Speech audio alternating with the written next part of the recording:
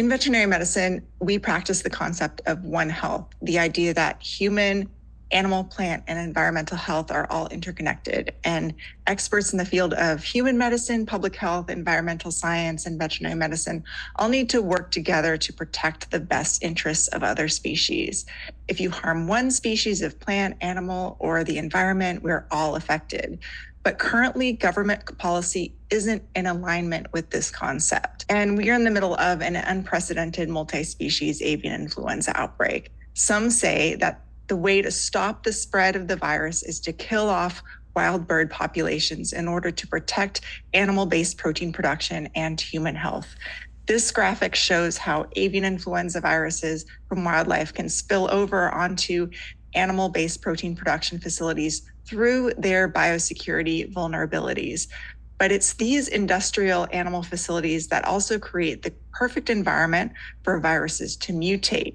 They house thousands of highly stressed, genetically similar animals in close proximity to humans that creates the perfect environment for these viruses to evolve, jump species to humans, and create a virus of pandemic potential.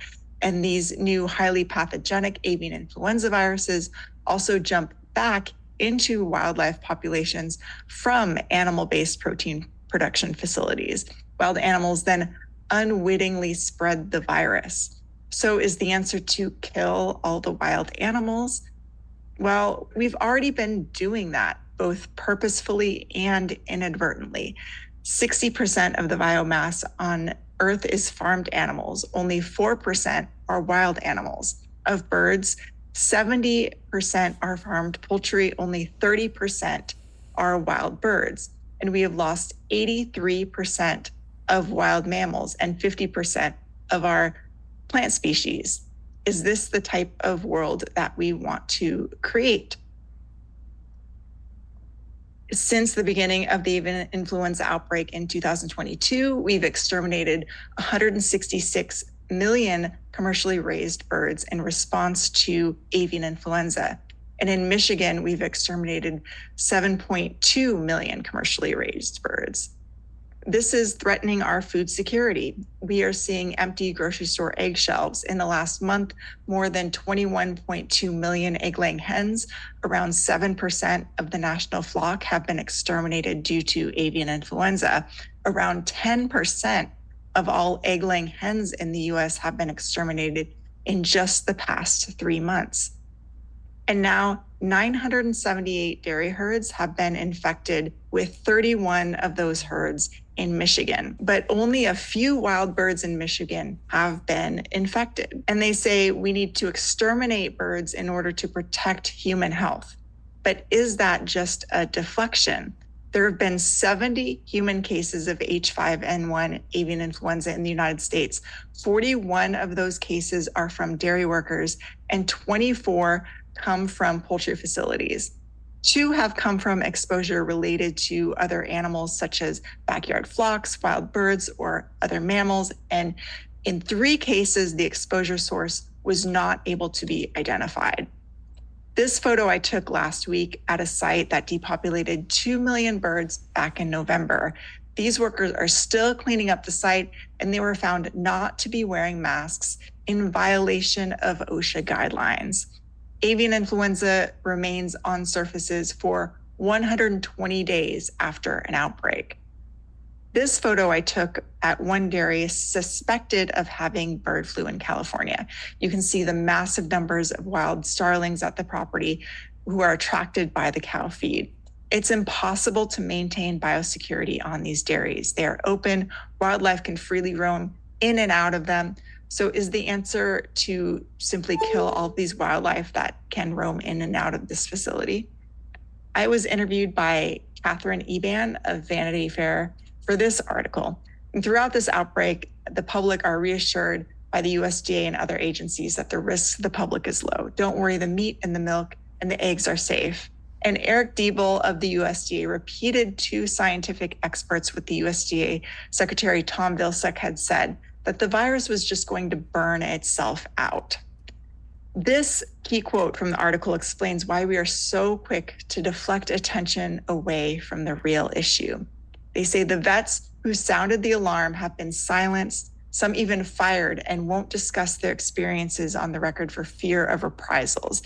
And the federal agency that was supposed to help thwart the virus instead has allowed for an unspoken don't test, don't tell policy among dairy farmers.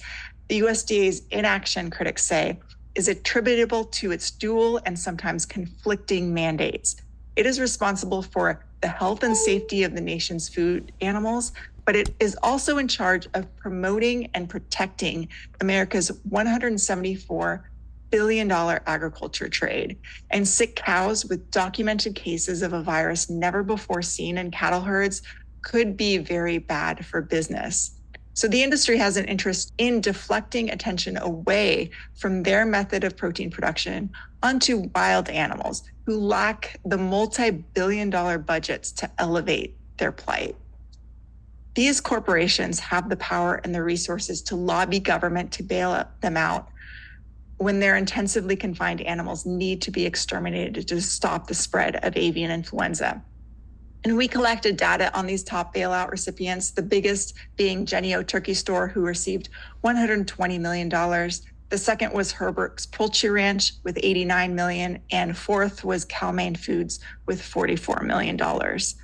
Taxpayers were forced to give these companies our money, whether we buy their products or not, all while they are making record profits. Cal-Maine Foods stock has more than doubled over the past year, and their quarterly sales has skyrocketed 718% with the rise of egg prices. This system of bailouts incentivizes corporations for creating conditions that threaten public health and our food security. And this paper out of the Harvard Teach Chan School of Public Health says these high-density livestock operations can serve as opportune environments for spillovers from wild animals into livestock or as incubators for pandemic influenza strains. Large pig and poultry farms are where the genetic reassortment needed to source pandemic influenza strains may most likely occur. We currently give financial incentives and protections to those in positions of power. It's like this graph on the left with the man at the top, and really it should be corporations at the top, women below him, and species of animals ranked based on their moral concern to us or their economic importance to us.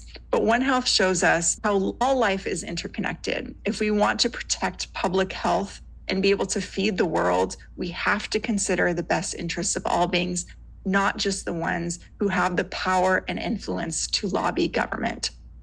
And by protecting all species and supporting animal-free methods of protein production, this paper shows we would save $7.3 trillion in production-related health burdens and ecosystem degradation.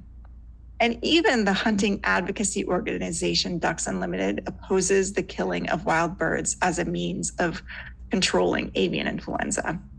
So if you have any questions, feel free to send me an email at cheath@ourhonor.org.